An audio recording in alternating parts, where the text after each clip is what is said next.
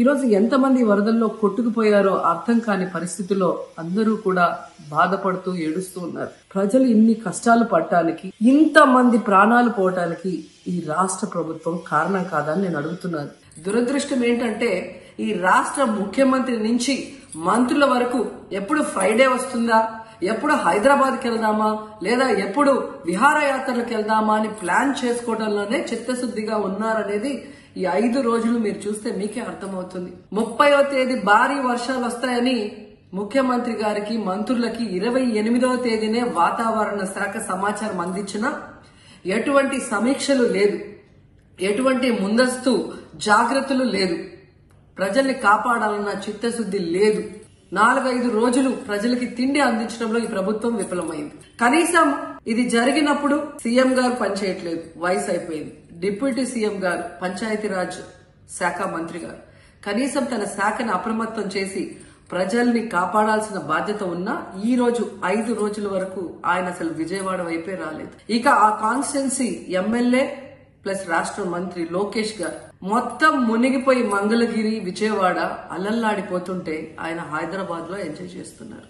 పనికి మాలిన మాటలు మాట్లాడే వ్యక్తి ఒకసారి ఓడిపోయి బెత్తంతో కొట్టిన బుద్ధి రాని రోజక్క కాదు. వరదలు వచ్చినాయి, లోకేష్ హైదరాబాద్ లో ఉన్నాడా? నువ్వు ఆడున్నా వాళ్ళ ఇంట్లో నువ్వు చూసా? లోకేష్ ఆడున్నాడా? లోకేష్ ఆడున్నాడో మాకు తెలుసా, నీకు తెలుసు.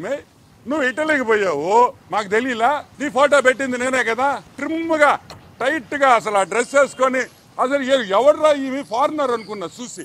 రోజక్క ఇటలీలో, నువ్వు మాత్రం ఇటలీకి పోవచ్చు, కాన్స్టిట్యువెన్సీని వదిలేయచ్చు.